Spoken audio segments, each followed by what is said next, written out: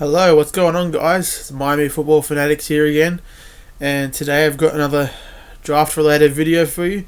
With the draft tomorrow, I thought there'd be no better time to make a draft projection video. Today I'm going to be talking about the Dolphins options in the first round, and I'm just going to go through, the wide variety of choices that the Dolphins brass can make. I think we can go many ways this year. Not like previous years where we had major needs at certain positions. I think this year we can really just go whatever way we want, defense or on the offensive line. Okay, so let's get this started with our options. So in the first round, I think one of our I think my major want is the guy that I want the Dolphins to draft the most is Forrest Lamp from Western Kentucky, Brandon Doughty's former teammate. I think he's the best offensive lineman in the draft.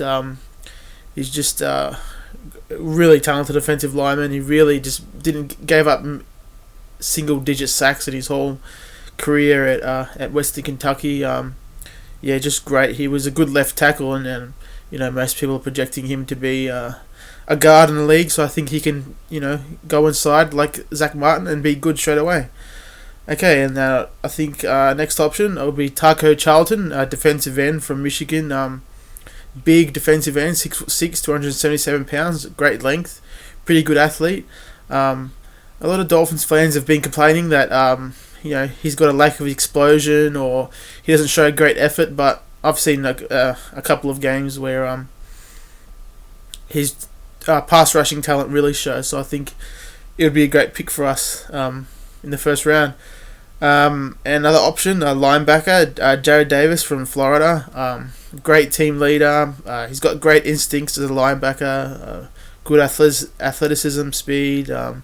He'd be great to plug in at outside linebacker. Someone who can play behind. Can't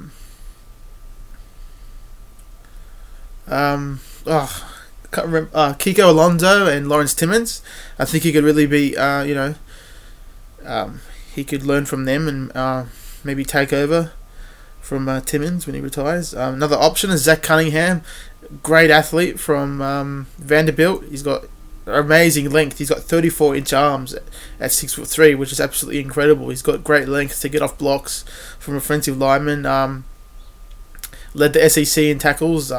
He's got great explosion, athleticism, and good instincts for the linebacker position. I'd love to have him with the Dolphins. Another option is Hassan Reddick. I think he'll probably be gone by our pick at pick 22, but if he falls, I definitely think we should snatch him up. I probably think he won't be falling because there's teams in front of us picking, like the Saints and Lions and Colts, who have major defensive needs, so he probably won't fall to us, but if he does, I'd love to have him there. And obviously, a guy who many Dolphins fans are banging the table for is Reuben Foster from Alabama. He's a pretty talented linebacker, but I think there's just too many red flags. But the Dolphins might want to take a chance with him. Who knows? They might have some more inside information about the couple of incidents he's had with his diluted sample and his mishap at the hospital, but. If the Dolphins like him, they might want to grab him there. Now moving on to tight end. I think if OJ Howard, who's one of the best tight ends to come out of the league, to come out of college in many years, if he's there, the Dolphins will definitely grab him.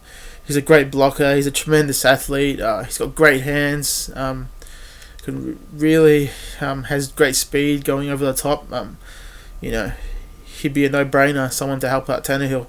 Also, another guy in that mold, not as good a blocker as OJ Howard, but David Njoku from Miami.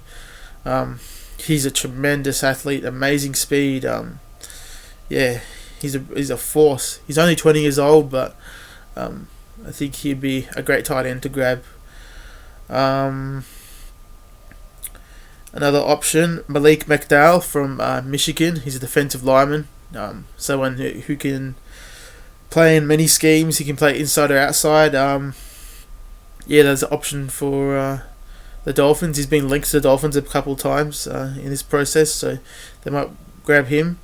Um, and also another defensive end, Derek Barnett from Tennessee. I'm not a huge fan of his, but who knows? The Dolphins might like him more than me, but yeah, he probably won't fall to 22 because of his great production in college. But yeah, I could see the team grabbing him.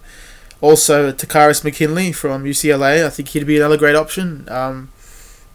Great explosion, great strength. He's got a lot of strength for a 6'2" player. He's got great power out there. He's got some red flags of his medical history, but yeah, I could see the Dolphins getting him. Now moving on to cornerback. One of my favourite guys at cornerback is Tre'Davious White from LSU. Tremendous athlete, great cover skills, rarely gets beat, really allowed many receptions in his area and touchdowns, so he'd be a great option. I don't think we should get a cornerback in the first round, but if the team feels confident about a player really coming in and helping out the team, they might grab him. Same as Quincy Wilson from Florida, 6'1", same great athlete, good cover skills, and also he's a very good tackler. He's a big corner, so he's got good tackling. He really tackles well because he's got great size. Another guy, Kevin King from Washington, 6'3", tremendous athlete, 4.4 speed. Yeah, he'd be an option there, but yeah, not really big on him, but he seems to get beat a lot on slants and doesn't have great ball skills either. I didn't see him get his hand on many balls, so yeah. Alright, and there's a couple guys here who are a fringe, like first round picks. These are players that you could probably get in the second round, but these are players that if the Dolphins love enough, they might try and go ahead and grab if they don't want them just to slip out of their fingertips. So one of those players is TJ Watt from Wisconsin. I'm really big on him. I love him as a player. He plays with great power, tremendous instincts, and a lot of tenacity too. He's got great length, and he really uses his length well to get into the bodies of tackles and really use his swim move and power moves and things like that. He had great production at Wisconsin in his starting year this year. 11 sacks, and he had many pressures. I think he had 56 pressures this season, which is pretty good. Another player, Obi Melifonwu,